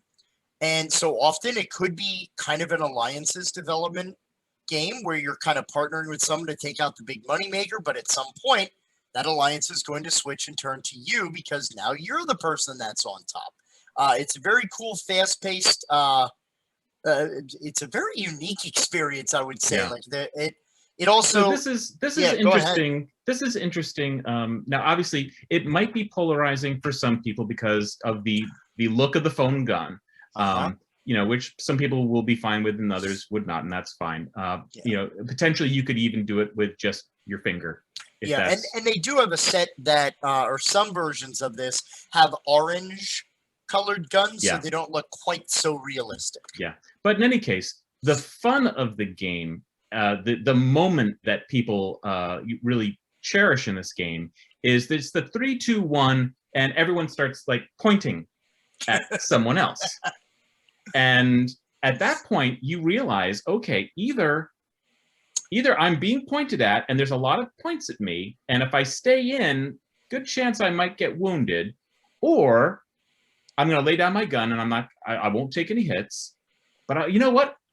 Maybe I'm going to say, you know what? I think you have shot all your shots, or I don't believe that you have chosen that because you only have so many bullets. So I'm gambling that you're trying to fake me out. There's nothing coming my way. And then there's the big reveal of, did he? Didn't he? And then you're like, oh, I'm shot. Or no, haha, I totally saw that coming. I'm fine. And now your card was the click. Right, and I get a share of the gold now because I nerved it out. That's really that reveal is the fun of it. First, it's the fun of getting to be able to point and see who's pointing at who, and then the reveal of, if I stayed in, do I feel good about it? There's a really great emotional reward system in that. Plus, I was going to say, I also love on the internet all of the different Hollywood blockbusters where the gunman's hands have been replaced with Cash and Guns guns. Like Tarantino's, like the end scene in Reservoir Dogs, and so John Woo films, All right. So we had to come to this, and we kind of saved this for last, did we not? Yeah. So I mean, this is it's one step above casual game. It's probably maybe an early medium weight game, so it's not for everyone. The rule book is a little denser than some, but this is a unique game. It actually won awards for innovation when it came out, and this is now back in 2007. It's been out for a while. This was one of the first true semi-cooperative games. So because it's a semi-cooperative game, it requires players to work together, to trust each other, to be united in their cause in order to escape a very deadly dungeon filled with terrible monsters. However, it also dangles this carrot. Only one of you is going to emerge with the relic of ultimate power. And the way that's going to happen is whoever has the most prestige by killing the most creatures ends up getting that. Or you simply have outlived everyone else and therefore get it by default. But regardless, every single creature, and there are up to 9 of them that you'll play through, are designed as a separate honey trap. Now, what I mean by that is we would all win this game very easily indeed and just run out of the caverns if we all work together all the time.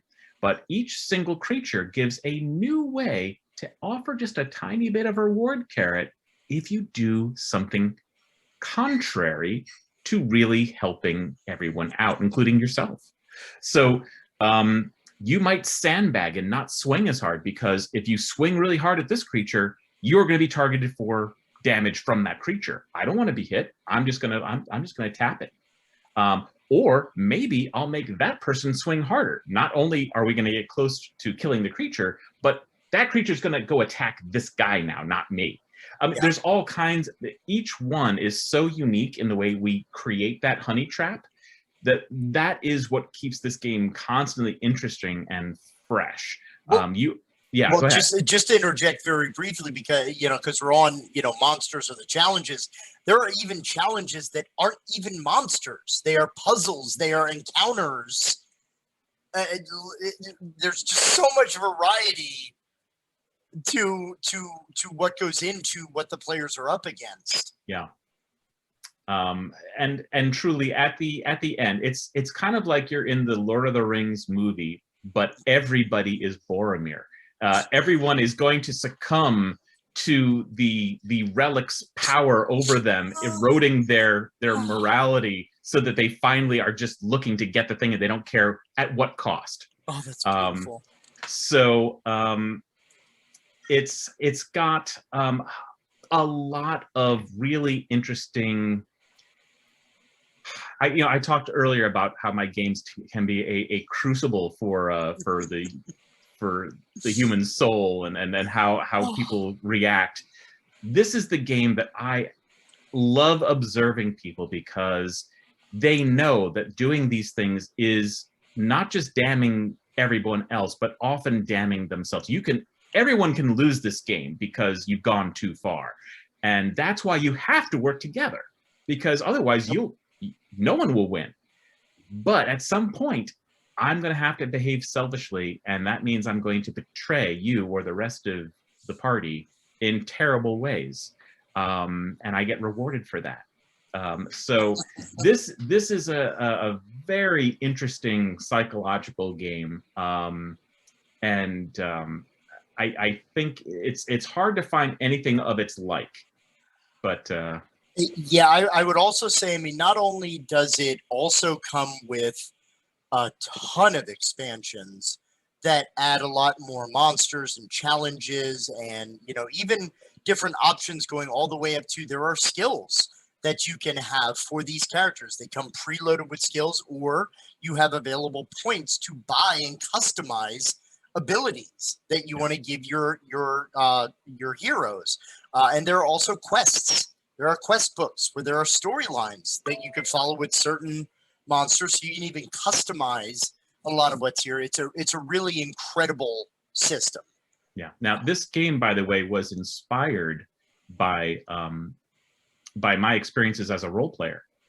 So I mentioned early on that I had this gaming group where I first learned D&D.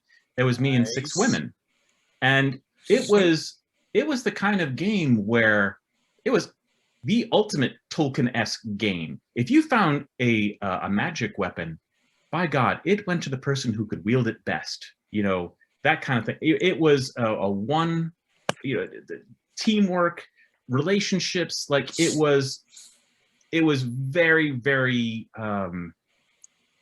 altruistic. It was, we were heroes in the grandest sense of the term. Nice. Well, I went to college, and I started playing with a bunch of guys on the hall, and the DM said, no, you can play any alignment. And some of them started choosing like assassins and things. And all of a sudden, as this, someone who is used to a very different thing, I looked around the table and I was not afraid of the dungeon master. I was terrified of everyone in my party. And it was that sense of alarm and shock and horror at like the acts that these guys were doing, that I was like, I wanted to keep that as a central idea in a game and keep you feeling that throughout the game. And that's what this game, Cutthroat Caverns, is really all about. Nice. Wow, I never knew that story.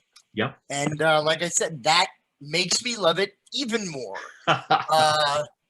All right, so I guess just real brief, because we're kind of coming to the end here. So I did want to give a little bit of space to just, Curt, is there anything up and coming that you want to tell the folks who are listening?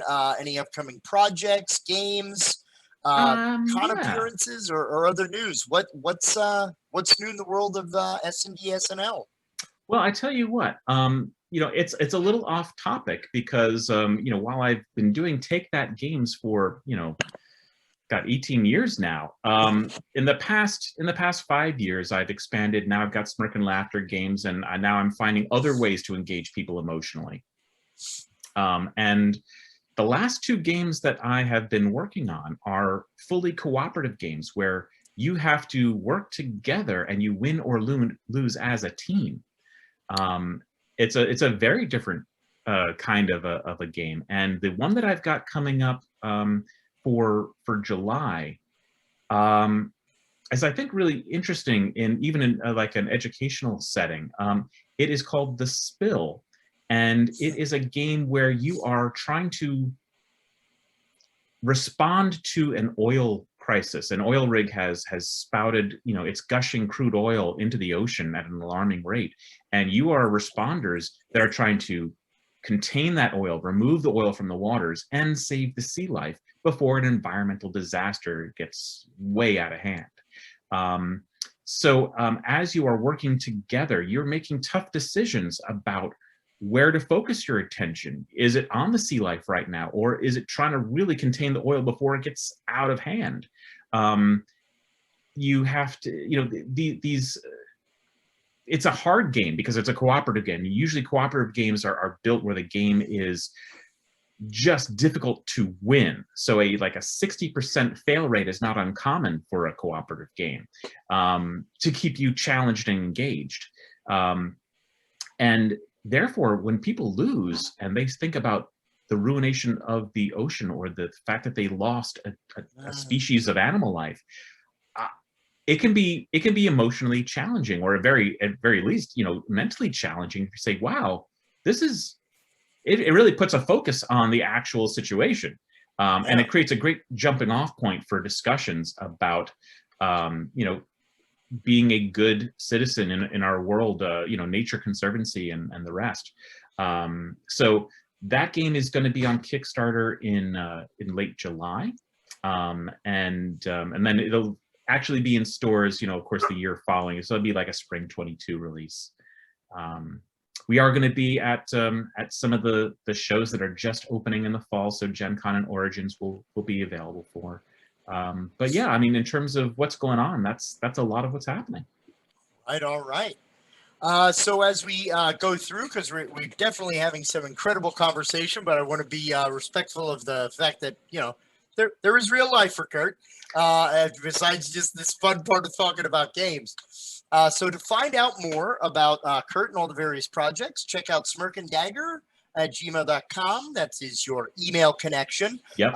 But feel free to check the link for all of the social media accounts that you can follow to stay in touch and on the pulse, as well as all of the different websites that you can go to for Smirk and Dagger or Smirk and Laughter. You can just look those 2 companies up by name, and check out all of the up and coming, as well as all of the great games, not only that we have talked about, but there are so many titles that we haven't even touched upon. Shooting Ladders, Run for Your Life Candyman, Roll for Your Life Candyman. Yeah, they're just Woolly Mammoth. I mean, there's just so many, right? Yeah. So that's his links. Very brief. You found us for this webinar, so I'm not going to go too into detail on these, but bodhanagroup.org to find out all about our services, as well as our paid webinar content, which is designed for therapists and RPG. Follow us on Twitter or Facebook. Please visit Wizards, Warriors, and Wellness on DriveThruRPG, and check out information about Save Against Fear. More is coming down the pipe about that event, which will be second week in October of this year, virtual. So with that in mind, Yeah, and Jack, I just want to say thank you for putting all of these together, and to the audience for watching and for taking games and finding ways to connect with people. You know, there's, I think, you know, for a long time people thought of games, an educational quote unquote game was, you know, boring or, you know, painful to play and just taught math skills. And, you know, I think you correctly point out that gaming is not just fun, but there's so many things that it can be used to learn, to work through. And I think this mission to find its role in therapy is a really exciting and interesting thing to be doing with games. Well, I mean, I would definitely say thank you, and it's I think with very much depth and intentional design behind games, especially with, again, that, you know, I'm in the business of dealing with feelings and emotions. So, you know, intentional design and a lot of the heart that goes into these, it makes it easier and easier to find these beneficial aspects. So thank you additionally for your time. Do we have time for the Bodhana Pivo, or do you need to go? It's totally okay. Bring it on. All right. And at some point, we'll end up talking about storytelling games. Oh, yes, that's right. An up-and-coming episode where we talk about, it's a focus on one of our heroes of the game, Alice, our little cowgirl for creativity. We're going to talk all about creativity and expression. See, folks, it's not all about being mean around the table. Curt does other things, too. All right. So it is time now in our webinar, whenever we have a special guest on, we do what we have affectionately referred to as our Bodhana Pivot. These are, of course, based on the 10 interview questions by Bernard Pivot that were made very popular on Inside the Actor Studio with James Lipton. Because I still have not yet received my fake James Lipton beard to wear, yeah, it'll just have to be. Do you have the voice? Can you pull off the voice? It's been. See, I'm so much more used to doing Will Ferrell's iteration of James Lipton. What I should do, though, I don't know why I didn't think of having a stack of blue index cards. How could I have missed? Oh, next time. Yes, absolutely. In every way, getting better and better. So these are just 10 questions that we will ask, and just, you know, answer as you feel. I will not Jane, what is it? No, I will not Barbara Walters this interview. Trees don't come up at all, as a matter of fact. So what is your favorite die? Oh, you mean a physical dice? Yeah. I think it's got to be a D20, just because I connect it to the narrative of role-playing, which I love. Okay, very nice. What would you say, out of all the games you've played, is your least favorite playing token? The boot. I go all the way back to Monopoly. I never liked the boot. I want to be like the car, the battleship. I want to, you know, I like something that has a little zest to it. So yeah, boot, not doing it for me. You do not feel the boot. I mean, the thimble was almost beats the boot, because you can put it on the end of your finger and feel cool, but I don't know. All right. Again, no wrong answer. It's just a fascinating exercise. Yeah. What excites you about the board game hobby? What excites me the most is seeing people's reaction to a game that I have created. So I love doing demos. I love showing my games. I've shown my first game I've shown to literally thousands of people, and it never gets old, because people's reactions is always fresh and exciting, and it's energizing, and that's what I love. Nice. It's kind of like a board game equivalent of Immanuel Kant. Art is eternal, because every time you look at art, you're a different person. So every time you play a game, you're a different person playing. I like that. Yes. Yeah. What discourages you, or can discourage you, about the board game hobby? I will say there is very little in that category for me because I love a lot of the aspects. I think I end up putting my business hat on. Obviously, the gaming industry is wonderful. I love playing games. I love developing games. But the logistics of getting a game made, Okay. that is where the headaches are, and I could do without those. Yeah, but Yep. they come hand in hand, so I'll take it. Oh, yeah, absolutely. What game mechanic do you love?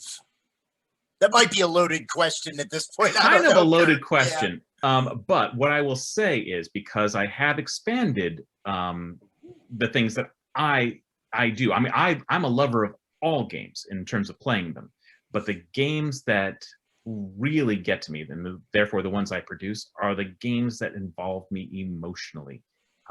And therefore, whether that's Take That, whether that is storytelling, whether that is just beautifully woven narrative into the game where you can't separate the pieces from the idea, the concept of the game, where you feel like you're in the world of the game, that is the pinnacle to me. All right. What game mechanic do you hate or not enjoy? I am less excited about purely mathematical games. Games that are won and lost on your ability to min-max. It's more about, can I figure out the math of this game before you have and execute it? That's a little less exciting to me. All right. What is your idea of happiness to think of when the dice hate you? Of putting the dice on a rack and really giving it to them. Is that too soon? I don't know. A rather direct approach, but admirable. All right. What profession other than your own would you like to attempt? I have done many, many things. But to this point, they've all been essentially like pursuing creative pursuits where I'm actually, it's the act of creation. But I have always been fascinated by oceanography, space travel. If I could have been involved in NASA, or been diving with Jacques Cousteau and doing research, sign me up for either of those. Oh, that is wonderful. All right. Yeah. So Evolution Oceans, phenomenal game. Yep. What profession would you definitely not like to do? I could not work in a mortuary. Alrighty. No, I'm with you. I worked as a greenskeeper at a cemetery, but I never worked in a mortuary. I'm with you. That's rough. And our final question: if heaven exists, what game would you like God to ask you to play when you arrive at the pearly gates? See, it'd be cheeky to say the game of life. Come on back. Can I have a do-over? Just one and just do the exact same thing, but then if he actually took out the game of life, I'd be sad. So I would like to play a push your luck game with God. I think that would be fun because God is all knowing. But in order for the push your luck game to actually be a valid game, he would have to suspend knowledge of the push your luck mechanics, and therefore we could actually just play it out. Wow. That is an incredible answer. It's almost like I thought of it, but I didn't. It's like, wow, that's amazing. I don't know. Sometimes designers have been like, wow, these questions gave me an idea for a game. And I'm like, I can never explain where ideas for games come from, but obviously they're not out of thin air. So that is our Bodhana Pivot. I again, thank you so much, Curt, for your time today, your words, all the information, education. perspective, this was a personal treat for me. I look forward to another one of our Gen Con meetups of just hanging out or whatever convention it is, whether it's a PAX Unplugged or wherever the heck we might be. But thank you for everything. Did you have any like passing words or thoughts before we brought everything to a close? No, yeah, just again, thanks to you and thanks to the audience for bringing gamings where it's another great contact point to learn and experience the fun. Yeah, and folks, please tune in. There will be another future episode, like we had prophesized and prognosticated, where we'll be joining Curt again to talk about creativity and expression, a very awesome skill area for gaming. But for now, this will be us signing off. Please do all of us a favor. Take care of yourselves. Take care of each other. Please stay safe. We are not through this thing just yet. And we hope to, as usual, see you around the game table real soon. Be well, everyone.